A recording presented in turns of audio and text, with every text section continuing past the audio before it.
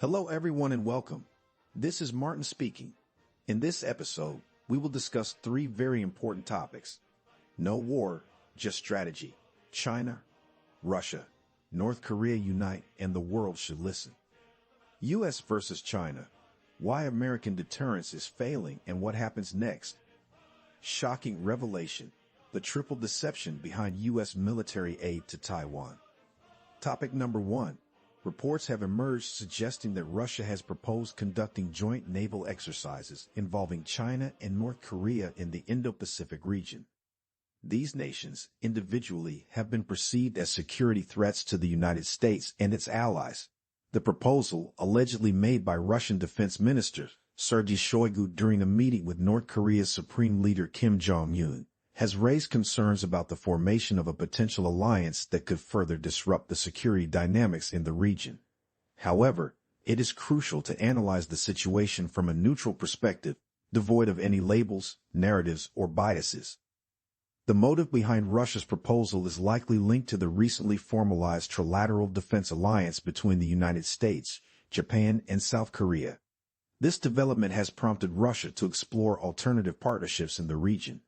It is important to note that the Indo-Pacific has witnessed several security flashpoints in recent years. China's growing influence and military assertiveness, the nuclearization concerns surrounding North Korea, and tensions in the Korean Peninsula have all contributed to the complex security landscape. While the proposal to include North Korea in joint military drills raises eyebrows, it is important to contextualize the potential risks. Observers suggest that the consequences from neighboring states would be minimal, as the joint naval exercises primarily serve as a diplomatic signal rather than preparation for war. This is particularly true considering North Korea's isolated position and its dwindling number of international friends.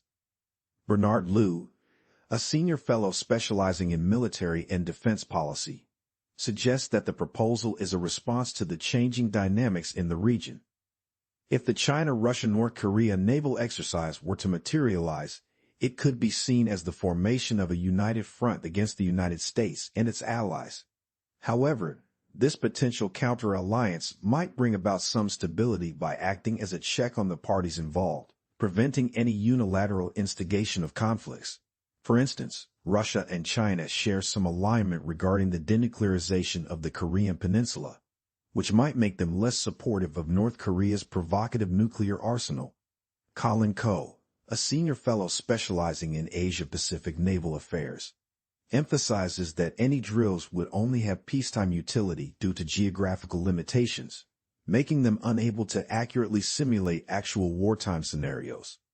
It is worth noting that while the establishment of this trilateral alliance may not significantly increase the threat of a great power confrontation, it could have noteworthy regional implications. Smaller states in the region, which have traditionally adhered to non-alignment principles, may find themselves compelled to choose sides. This could further complicate the delicate power dynamics in the Indo-Pacific. In conclusion, the potential joint naval exercises involving China, Russia, and North Korea in the Indo-Pacific region have garnered attention due to the security threats posed by these nations individually. However, a neutral analysis suggests that the risks to neighboring states remain minimal, as the exercises are primarily diplomatic in nature. The proposed alliance could potentially serve as a check on each party's unilateral actions, leading to stability rather than a direct trigger for conflict. Nonetheless, the formation of such an alliance might force smaller states in the region to reconsider their non-aligned positions, thereby shaping the regional power dynamics. What are your thoughts on this topic? Share your opinions in the comments below. Topic number 2. U.S. versus China. Why American deterrence is failing and what happens next. In the past few decades, the U.S. has relied heavily on its military superiority to shape its strategy and security policies. However, factors such as technology diffusion, evolving global challenges, and outdated force design have undermined America's military advantage over China. As a result, China, with its increasing proximity and advancing capabilities, has the potential to win a regional conflict against Taiwan. This shift necessitates a reevaluation of U.S. deterrence strategies, as the previous certainty of military dominance that allowed Washington to suppress aggression in East Asia no longer suffices. Despite some prevalent discourses in Washington, the likelihood of an imminent war with China is low, and an invasion of Taiwan would pose considerable risks for the Chinese Communist Party given their economic, demographic, and diplomatic challenges. To dissuade Beijing, the U.S. may simply need to create the perception that any conflict would be protracted and costly. Instead of solely preparing for an unlikely invasion, Washington should focus on a long-term campaign that undermines Beijing's confidence in violent pathways to achieve its ambitions in Taiwan and the region. This approach should incorporate both military and non-military means aimed at steering China toward responsible and peaceful foreign policy goals. Advocates of the current deterrence strategy argue that the best way to dissuade Beijing is by making an invasion of Taiwan infeasible through the deployment of substantial strike capabilities in the region. However, this plan has become increasingly unrealistic in the long run, considering China's status as the world's largest navy, army, rocket force, civilian fleet, and industrial base. With China's ship and missile production outpacing the U.S. by more than twice the pace, continued denial of certain scenarios, such as a Chinese blockade or operation against Taiwan's small islands, may prove impractical. Consequently, denial, under these altered circumstances, should focus on instilling uncertainty in the minds of Chinese leaders regarding the feasibility of their plans. Discouraging outcomes akin to Russia's war in Ukraine or a severely impacted Chinese economy could lead to a lack of support for an ongoing invasion or a Pyrrhic victory. At present, the U.S. defense planning and decision-making process prioritizes operational success on an East Asian battlefield, rather than evaluating whether the potential outcome would be sufficient to make Chinese leaders think twice about aggression. To regain a strategic focus in defense planning, the U.S. Defense Department should adhere to its own directives. The 2022 National Defense Strategy emphasizes the concept of campaigning, describing an orchestrated series of military and non-military actions designed to achieve specific objectives. However, in practice, the campaign element has merely become a repository for diverse budget items related to military readiness that do not neatly align with the strategy's other objectives.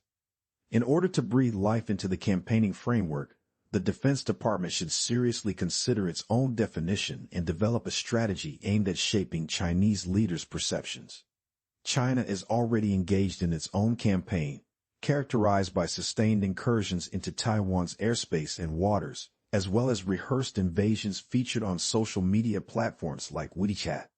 While the scale of these operations falls short of the requirements for subduing a 23 million-strong island, they play a critical role in shaping perceptions domestically and internationally. This is not to imply that the Defense Department has been idle in its broader efforts to influence Chinese decision-making. Recent accomplishments, including establishing the Australia-United Kingdom-United States, AUKUS Security Pact, expanding military cooperation with the Philippines and Japan, and providing ongoing support to Ukraine, have undoubtedly eroded Chinese leaders' confidence. Building upon these initiatives, a comprehensive campaigning strategy could be formulated, as outlined in a Hudson Institute report. While it may not always be feasible to replicate prominent moves like AUKUS, smaller military actions such as force compositions, capabilities, tactics, postures, and allied operations can elicit various signals from China. These actions can help test hypotheses regarding areas of Chinese concern, gauge their confidence, and create opportunities to influence their beliefs. During the Cold War, U.S. national security leaders employed a similar approach to expose and exploit Soviet vulnerabilities related to issues such as homeland missile defense and submarine susceptibility. Topic number 3. Shocking revelation. The triple deception behind U.S. military aid to Taiwan. The Biden administration's recent approval of an $80 million military aid package to China's Taiwan region has drawn significant attention from the international community. This move, under the Foreign Military Financing Program, is not substantial enough to significantly enhance Taiwan's military capabilities. However, politically, it represents a violation of the One China principle and the 3 joint communiques between China and the U.S. The U.S. has a history of disregarding these agreements and continues to sell arms to Taiwan, with sales reaching around $1 billion annually. The current military aid can be seen as an attempt by the U.S. to achieve three objectives. Firstly, the U.S. aims to appease domestic anti-China critics by adopting a tough stance against China.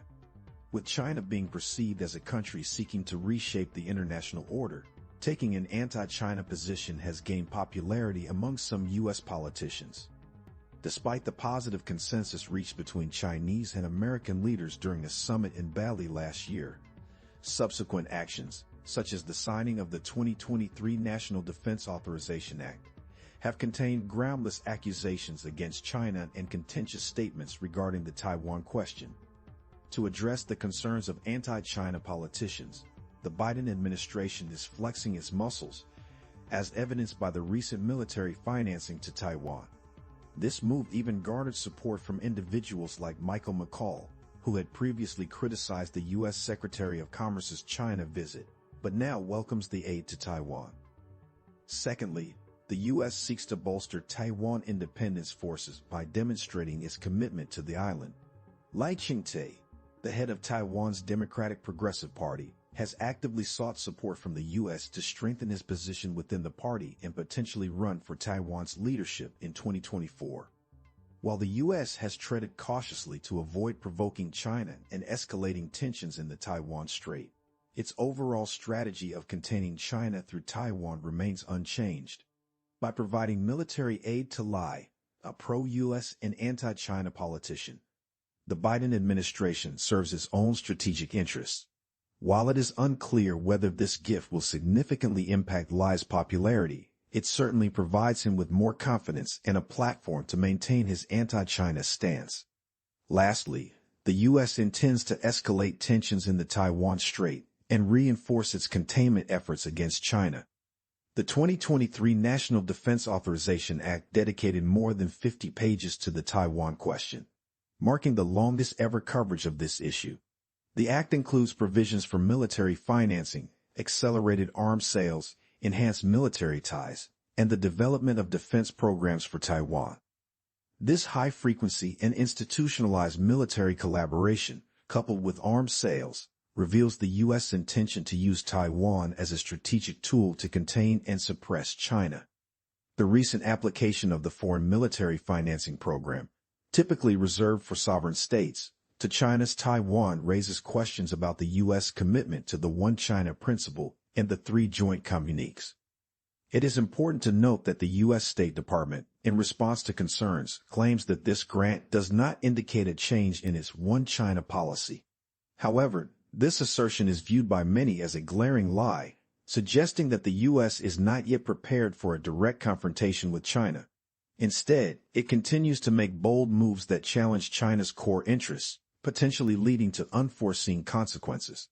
In conclusion, America's military financing to China's Taiwan represents a complex and controversial issue. While it may serve certain domestic political interests, it risks undermining China-U.S. relations and destabilizing the delicate balance in the Taiwan Strait. The world is reminded once again that continued provocations along China's red lines may have severe implications, with potential consequences for peace and stability in the region.